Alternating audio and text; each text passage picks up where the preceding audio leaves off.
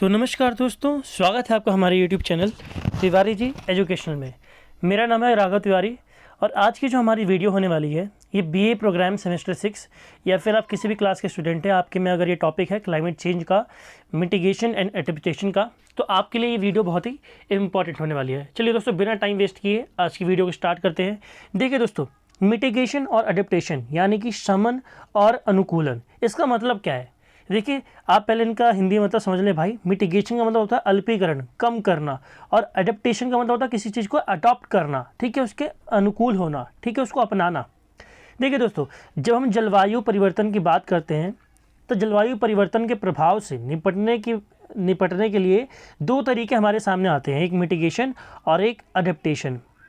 जो मिटिगेशन है इसका तात्पर्य क्या है, शमन का तात्पर्य क्या है कि जलवायु परिवर्तन के प्रभाव को कम करना तथा उसके कारणों की खोज कर उसको कम करने की रणनीति बनाना, यानी कि उसके कॉजेस को हमें खंगालना है। हमें पता करना है कि भाई जलवायु परिवर्तन अगर हो रहा है तो उसके कारण क्या है और उसके कारणों की खोज कर उसके प्रभाव को हमें कम करना है। वहीं अगर हम बात करें अनुकूलन की, तो अनुकूलन के आप अर्थ से ही समझ रहे होंगे कि अनुकूलन का तात्पर्य है जलवायु परिवर्तन के प्रभावों को कम कर उसके अनुसार अपने आप को ढाल लेना। यानी कि इसमें जलवायु परिवर्तन के प्रभावों को कम तो किया जा रहा है, लेकिन उसके अनुसार जलवायु परिवर्तन अगर हो रहा है तो उसके अनुसार अपने आप को अडॉप्ट भी करना है हमें, ठीक है। सबसे पहले हम बात कर लेते हैं समन की। तो जलवायु परिवर्तन के समन में आमतौर पर मानव द्वारा उत्सर्जित हरित गृह गैसों यानी कि जो ग्रीन हाउस गैसेस हैं उनमें कमी को शामिल किया जाता है। अब ग्रीन हाउस गैस क्या है, इसके कॉन्सेप्ट के लिए आपको वीडियो देखनी पड़ेगी, जो आपको डिस्क्रिप्शन में लिंक मिल जाएगा, या फिर आपको ऊपर आई बटन पर आप क्लिक करेंगे तो आपको मिल जाएगा, ठीक है दोस्तों, कि ये ग्रीन हाउस गैसेस क्या है। जलवायु परिवर्तन के शमन के लिए जो उपाय अपनाए जाते हैं या जो कदम उठाए जाते हैं वो निम्नलिखित प्रकार से हैं। पहला, ऊर्जा के वैकल्पिक स्रोतों का प्रयोग, यानी कि हम जिस सोर्स का यूज़ करते हैं एनर्जी प्रोड्यूस करने के लिए, ऊर्जा के उत्सर्जन के लिए, हम किसका प्रयोग करते हैं? थर्मल पावर का या टाइडल पावर का, इन सब पावर्स का यूज़ करते हैं। बट हमें किस पावर का यूज़ करना है?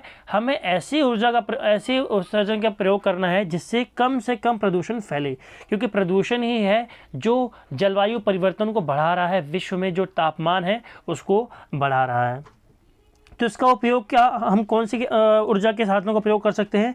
तो हम प्रयोग कर सकते हैं भाई ग्रीन ऊर्जा का या हरित ऊर्जा का, ठीक है, क्योंकि हम जानते हैं कि जो हमारी 60% ऊर्जा है वो प्रोड्यूस होती है थर्मल पावर से। हम इसको कम करके ग्रीन ऊर्जा का प्रयोग कर सकते हैं। दूसरा जो कारण है वनीकरण। देखिए दोस्तों, जो मेजर कॉज है ना क्लाइमेट चेंज का, वो वनीकरण, वो वनीकरण है, ठीक है। हम लोग क्या कर रहे हैं? डिफॉरेस्टेशन, हम लोग पेड़ों को काट रहे हैं। और पेड़, आप जानते हैं कि पेड़ क्या करते हैं? पेड़ कार्बन डाइऑक्साइड सोखते हैं, ठीक है, वही कार्बन डाइऑक्साइड जो एक गर्म गैस है। अब आप खुद सोचिए कि भाई अगर पेड़ ही नहीं होंगे तो कार्बन डाइऑक्साइड जो गैस हम छोड़ रहे हैं उसको सोखेगा कौन?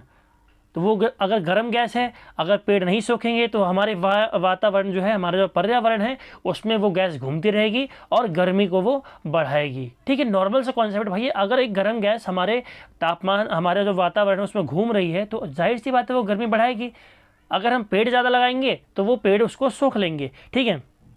तो हमें क्या करना है? वनों को लगाना है। तीसरा जो कदम उठा सकते हैं वो है ई वाहनों पर जोर, यानी कि हमें ऐसे वाहनों का प्रयोग करना है, ऐसे व्हीकल्स का प्रयोग करना है जो इलेक्ट्रिक हों, ठीक है, क्योंकि ये कम से कम पोल्यूशन जनरेट करेंगे। वहीं अगर हम बात करें जो हमारे पेट्रोल डीजल से चलते हैं वाहन, ये ज़्यादा पोल्यूशन को रेट करते हैं, ये लोग पोल्यूशन ज़्यादा छोड़ते हैं। इनमें से ऐसी हानिकारक गैसें निकलती है जो जाकर ऊपर गर्मी बढ़ाती है, जो हमारे तापमान को मेंटेन नहीं होने देती, तापमान को बढ़ाती है ये। चौथा, हम लोग भाई अगर देखिए हमें क्या कर रहे हैं, हमें अपने स्तर पर भी कुछ काम करने पड़ेंगे। क्या? हमें सार्वजनिक परिवहन पर जोर देना पड़ेगा, यानी कि हमें ऐसे ट्रांसपोर्ट सिस्टम का यूज़ करना पड़ेगा जो सार्वजनिक हो, सबके लिए हो। आप देखेंगे, अगर आप रास्ते में जाएंगे देखेंगे भाई ट्रैफिक में कि एक आदमी गाड़ी चला रहा है और पूरी गाड़ी खाली पड़ी है। अब एक बात बताइए, उस आदमी ने एक अपने लिए सिर्फ कार खरीद रखी है और कार इतना पोल्यूशन जनरेट करी है। अगर हर आदमी कार खरीदेगा तो कितना पोल्यूशन जनरेट होगा? आप क्या कर सकते हैं? आप सारे के सारे मिलकर बस में जा सकते हैं, ठीक है। अगर आपकी फैमिली है 7-8 बढ़ने जा रहे हैं तब तो भैया आप कार का प्रयोग कर सकते हैं, लेकिन अकेले के लिए आप कार का प्रयोग कर रहे हैं, ये बहुत ही दयनीय स्थिति पैदा कर सकती है पर्यावरण के लिए हमारे, ठीक है। तो हमें करना क्या है? हमें सार्वजनिक साधनों का प्रयोग करना है परिवहन के। पांचवा है सरकारी कदम। देखिए, सरकारों को भी आगे अगर कुछ स्टेप्स उठाने होंगे और ऐसे स्टेप्स उठाने होंगे जो नागरिकों को मानने पड़े। अगर वो नागरिक उन स्टेप्स को नहीं अपनाते हैं, उन स्टेप्स को फॉलो नहीं करते हैं, तो उन्हें सज़ा भी मिलनी चाहिए। क्योंकि आप देखेंगे कि भाई जो पर्यावरण है ना, पर्यावरण प्रदूषण या फिर जलवायु परिवर्तन, ये एक बहुत ही बड़ी समस्या बनती जा रही है हमारे विश्व के लिए। अभी सरकारें इस पर ध्यान नहीं दे रही हैं, लेकिन कुछ कानून ऐसे बनाए जाने चाहिए जो हमारे जो उत्सर्जन कर रहे हैं ग्रीन हाउस गैसों का, उस पर पाबंदी लगाएं। अगर कोई ज़्यादा उत्सर्जन कर रहा है तो उस पर टैक्स लगे उसका, या फिर उसको पनिशमेंट दी जाए। ऐसा प्रावधान होना चाहिए, तभी लोग सुधरेंगे, लोग वरना नहीं सुधरने वाले। ठीक है दोस्तों, आपने बात की समन की, अब बात करते हैं अनुकूलन की। देखिए, जलवायु परिवर्तन के अनुकूलन से जो तात्पर्य है वो पर्यावरण, समाज, सार्वजनिक स्वास्थ्य, अर्थव्यवस्था और अन्य पर ग्लोबल वार्मिंग के प्रतिकूल प्रभावों को कम करने के लिए समाज द्वारा की जाने वाली कार्रवाइयाँ हैं। यानी कि समाज क्या कर सकता है जलवायु परिवर्तन को कम करने के लिए, ऐसी कार्रवाइयाँ क्या कहलाती हैं? जलवायु परिवर्तन के अनुकूलन। उदाहरण के लिए, सूखा प्रतिरोधी फसलों की नई किस्मों को विकसित करना। यानी कि मान लीजिए किसी एरिया में सूखा पड़ रहा है। अब सूखा भाई क्या है, क्लाइमेट चेंज, वो क्लाइमेट की घटना है, उसे तो रोका नहीं जा सकता। सूखा को क्या कोई रोक सकता है? नहीं, ये तो पर्यावरण की घटना है।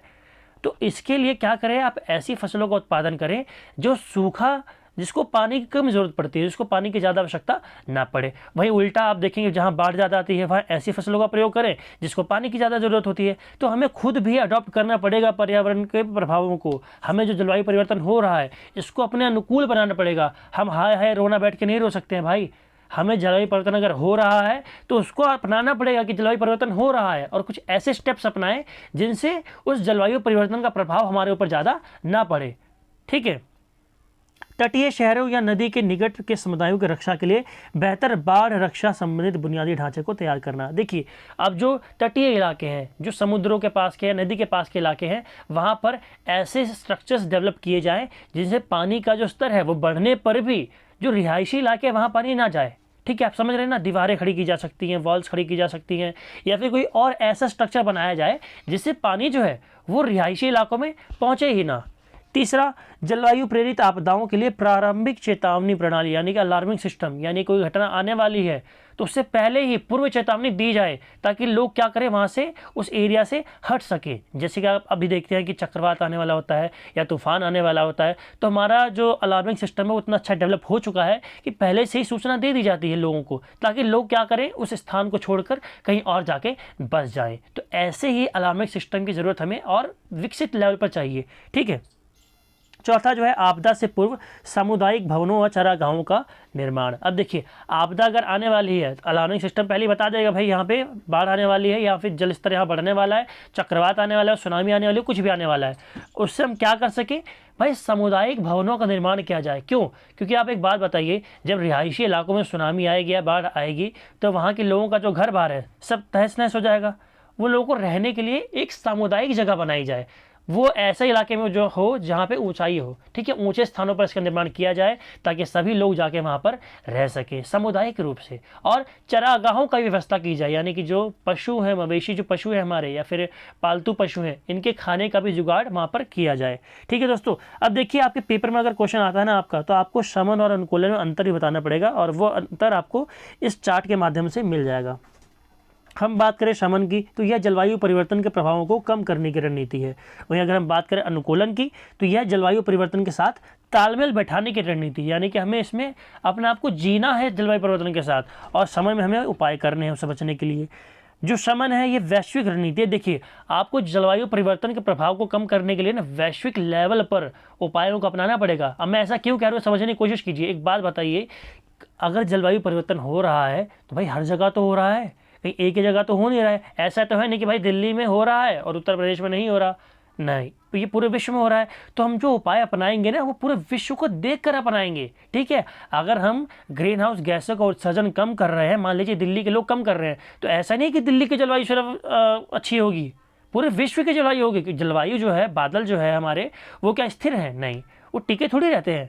जलवायु जो परिवर्तन हो रहा है वो तो भाई हर जगह हो रहा है। वही हम बात करें अनुकूलन की, भाई ये स्थानीयकृत है, यानी कि ये स्थान स्थान पर बदल सकती है। मान लीजिए नदी का इलाका है, वहाँ बाढ़ आ रही है, जरूरी थोड़ी कि शहरों में बाढ़ आ जाएगी, नहीं। क्यों? क्योंकि भाई वो हर स्थान पर नहीं आ सकती बाढ़। जहाँ पानी ज़्यादा है वहाँ बाढ़ आएगी, जहाँ पानी के आने की संभावना ज़्यादा है वहाँ बाढ़ आएगी। अब आप कहें कि एक इलाका है जहाँ सूखा पड़ा हुआ है और वो लोग तैयारी कर रहे हैं बांध बनाने की कि भाई जब बाढ़ आएगी तो हम बांध बनाएंगे, तो ये तो मूर्खता होगी ना, क्योंकि उस इलाके में बाढ़ आ ही नहीं सकती है। तो ये स्थान पर डिपेंड करता है कि हमें क्या उपाय अपनाने हैं। शमन की बात करें तो ये अल्पकालिक रणनीति है, छोटी छोटी रणनीतियाँ हम इसमें अपनाते हैं, जबकि अनुकूलन क्या है, दीर्घकालिक है, क्योंकि ये हर स्थान पर आती ही आती है। ठीक है। शमन में हम क्या करते हैं, ग्रीन हाउस गैसों का जो उत्सर्जन है उसको कम करने की कोशिश करते हैं, जबकि हम अनुकूलन के अनुसार क्या करते हैं, जलवायु परिवर्तन के प्रभाव को रोकने के लिए उचित उपाय करते हैं। ठीक है। उदाहरण, अनुकूलन का उपाय, भाई देखिए ये थोड़े मिसअंडरस्टैंडिंग के लिए थोड़ा गलत हो गया है, मिसअंडरस्टैंडिंग ना हो, आपको भाई बता देता हूँ मैं कि ये देखो, ये जो उदाहरण ये इसका है अनुकूलन का, और ये जो उदाहरण ये शमन का है, तो आप इसको चेंज कर लेना। ठीक है। वो थोड़ा जल्दबाजी में हो गया, मैंने लिख भी दिया है, रिवर्स कर लेना। ठीक है। शमन के उपाय क्या है, शमन के जो उदाहरण है वो क्या है, नवीन ऊर्जा के साधनों का प्रयोग। आप कैसे साधनों का प्रयोग कर सकते हैं, नवीन ऊर्जा का, जैसे सौर ऊर्जा, पवन ऊर्जा, इन सब ऊर्जा का प्रयोग करें जो ज़्यादा पोल्यूशन नहीं क्रिएट करती है। नवीन तकनीकों का प्रयोग, आप नई नई टेक्निक्स का प्रयोग कर सकते हैं, नई टेक्नोलॉजी डेवलप करके जो जलवायु परिवर्तन है उसको कम कर सकते हैं। जबकि अनुकूलन के उपाय क्या है, बाढ़ प्रतिरोधक निर्माण, डैम का निर्माण कर सकते हैं, बाढ़ प्रतिरोधक का निर्माण कर सकते हैं, जल का उचित प्रबंधन कर सकते हैं, सूखा प्रतिरोधी फसलों का उत्पादन करके, ये सब उपाय हैं इसमें। ठीक है। अब देखिए भाई, अनुकूलन और शमन के सामने चुनौतियाँ क्या हैं। देखिए भाई, ये पहली बात तो ये बहुत खर्चीला है। ठीक है। पैसा लगेगा, इन्वेस्टमेंट ज़्यादा लगेगी। अब भाई इन्वेस्टमेंट करने के लिए सरकार और लोग दोनों के पास पैसा होना चाहिए। अब लोगों के पास अगर पैसा नहीं होगा तो वो इन दोनों ही अपना उपायों को नहीं अपना पाएंगे। वही हम बात करें बाढ़ अवरोधों की, अगर हम बाढ़ अवरोधों का निर्माण करते हैं तो हम क्या कर रहे हैं, हम मिट्टी को, जल को बहने से रोक रहे हैं।